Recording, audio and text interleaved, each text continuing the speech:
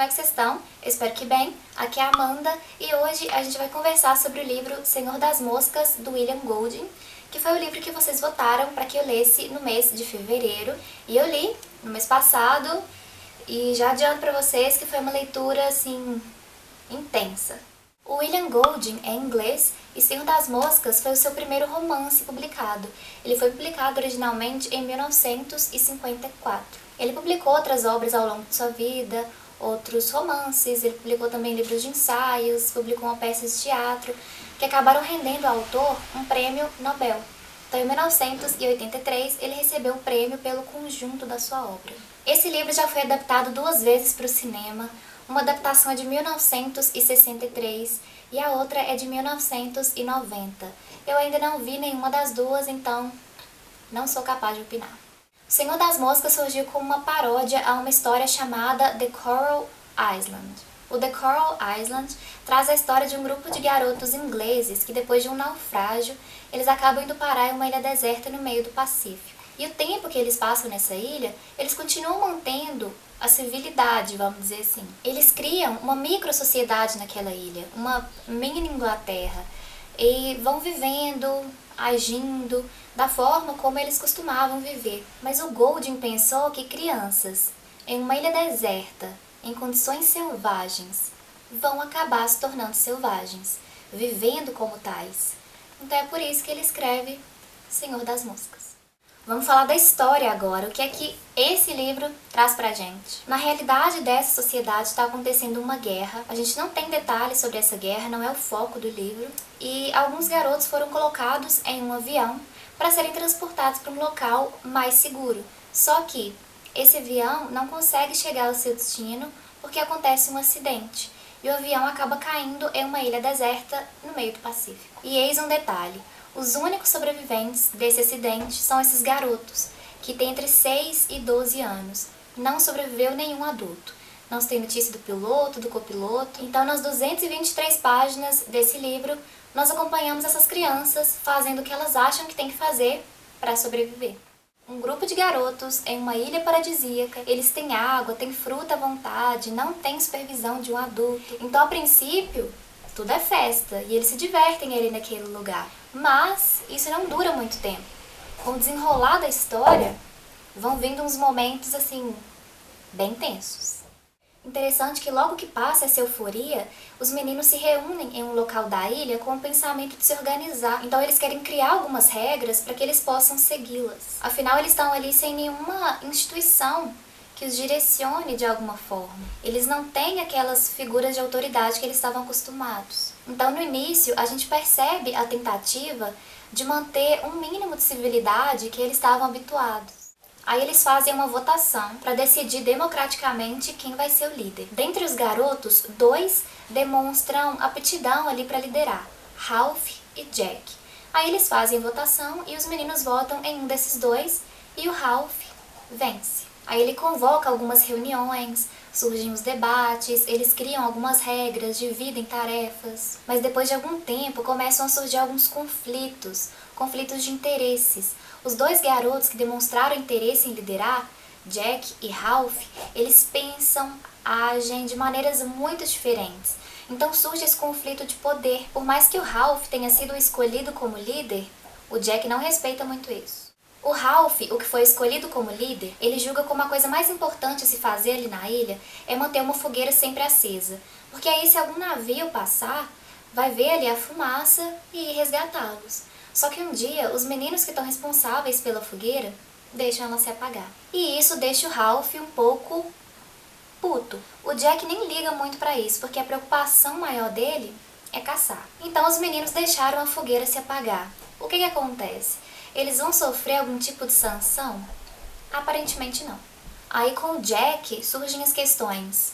Por que seguir as regras? Por que tentar manter a civilidade? Por que seguir o modelo de sociedade que a gente vivia? Aí aquela vontade em manter a civilidade que a gente via no início vai se perdendo para grande parte dos garotos e eles passam a viver como selvagens. Eles começam a se acostumar com aquela nova condição de barbárie.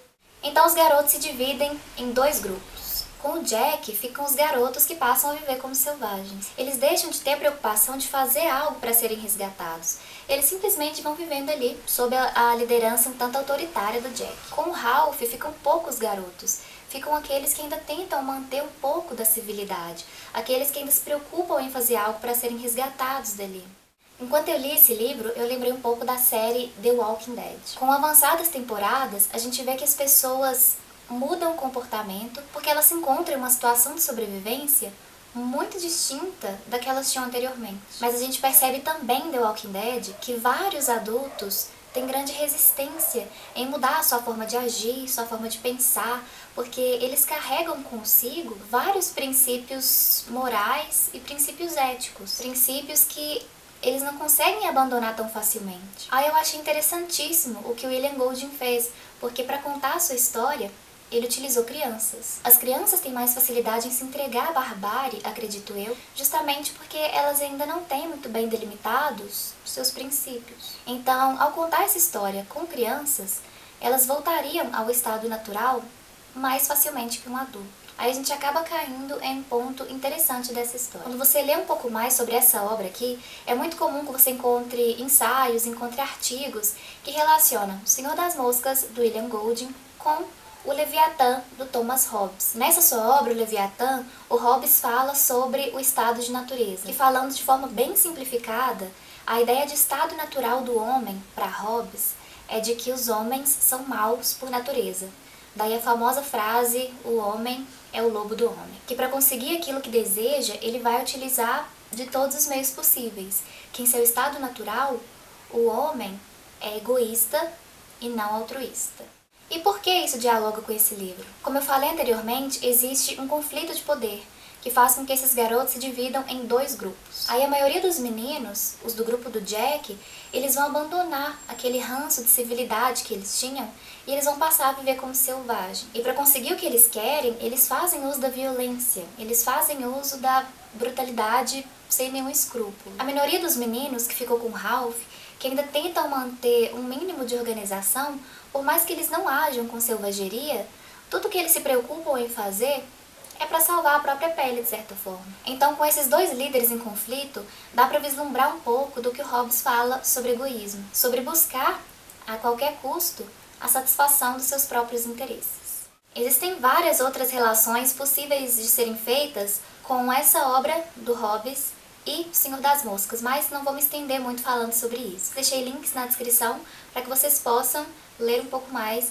caso tenham ficado interessados. Tem muitos ensaios e artigos que falam sobre o assunto. Um outro ponto muito interessante dessa história são os personagens e as características que William Golding colocou em cada um deles. Tem esses dois que são os líderes que eu já comentei, Jack e Ralph. O Ralph representaria a democracia. Ele foi escolhido através de uma votação de todo o grupo.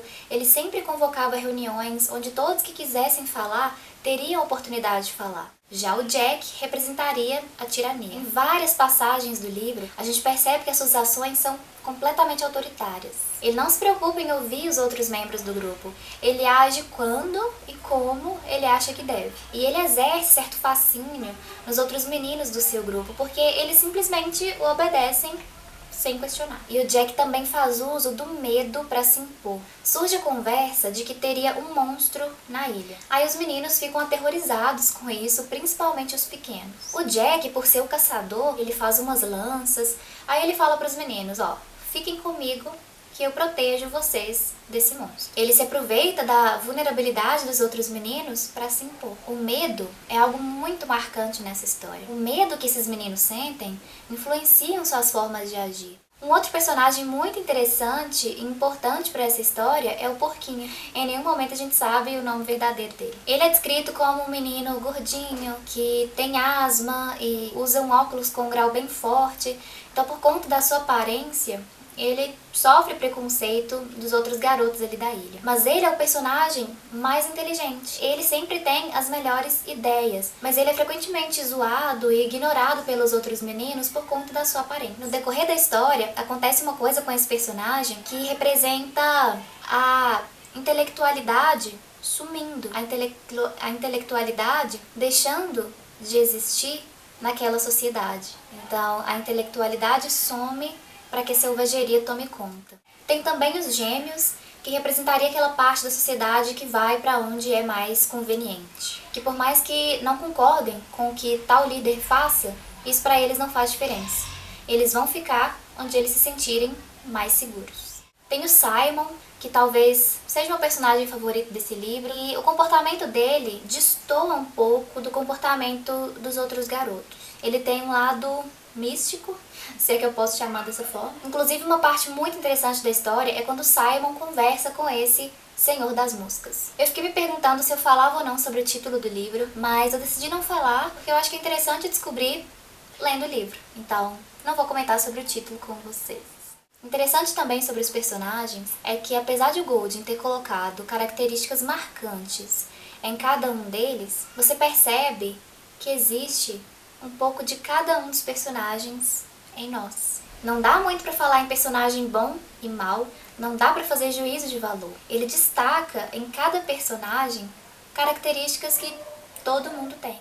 Eu achei esse livro extremamente interessante. O William Golding criou uma história muito rica, recomendo demais essa leitura. Certamente tem vários outros pontos interessantes nessa história que eu não comentei aqui. Então, se você já leu o livro, deixa aí nos comentários a sua opinião. Vamos trocar ideia aí nos comentários e me conta o que é que mais te marcou nessa história. Se você ainda não leu, me conta aí se ficou com vontade de ler. Eu recomendo. Então por hoje é isso, eu vou ficando por aqui. Muito obrigada por ter me assistido. Se tiver gostado do vídeo, não esquece de avaliar. Se é novo por aqui, se inscreve no canal para receber os próximos vídeos. Boa semana pra você e a gente se vê por aí ou no próximo vídeo.